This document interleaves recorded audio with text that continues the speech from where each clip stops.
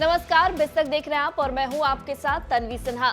America स्थित Hindenburg research की report के बाद से ही अडानी ग्रुप को मुश्किलों का सामना करना पड़ा है। अडानी ग्रुप पर अकाउंटिंग फ्रॉड और ग्रुप की कंपनियों के शेयर प्राइस को मैनिपुलेट करने के आरोप के साथ ही ग्रुप के कर्ज को लेकर भी कई तरह के सवाल खड़े किए गए हैं। अब अडानी हिंडनबर्ग मामले में बैंकिंग सेक्टर को लेकर संभावित जोखिम की अटकलों को लेकर आरबीआई ने अहम बयान दिया है। आरबीआई ने शुक्रवार को कहा कि भारत का बैंकिंग सेक्टर मजबूत है और यह स्थिर बना हुआ है।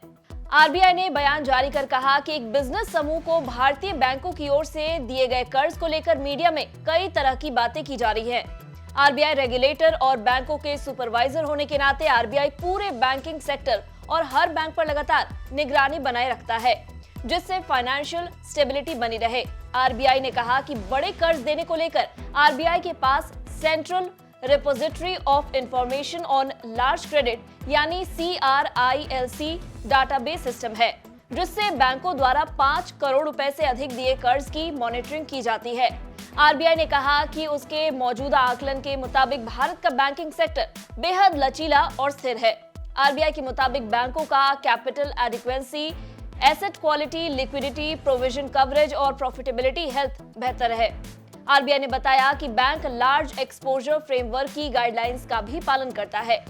आरबीआई सजग है और वो भारतीय बैंकिंग सेक्टर के स्थिरता के लिए सख्त निगरानी रखे हुए है।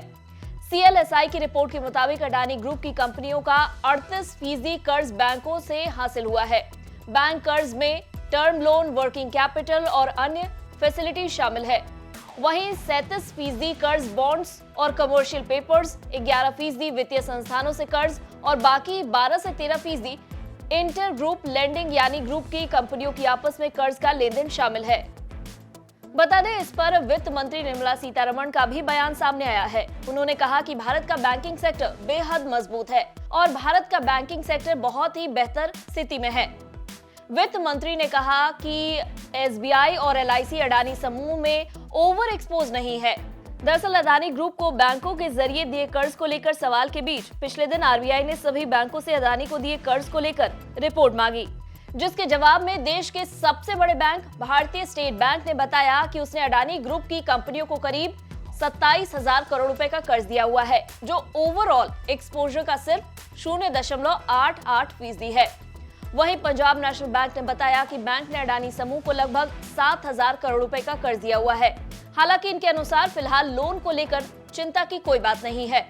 वहीं बैंक ऑफ बड़ौदा ने कहा कि अडानी समूह में उसका कुल एक्सपोजर एक बड़े फ्रेमवर्क के तहत निर्धारित सीमा के 1/4 के बराबर है। इसके अलावा LIC ने भी बीते हफ्ते बताया कि अडानी समूह के बॉन्ड और इक्विटी में उसके करीब 36,474 करोड़ रुपए लगे हुए हैं और यह राशि बीमा कंपनी के कुल निवेश का 1% से भी कम है।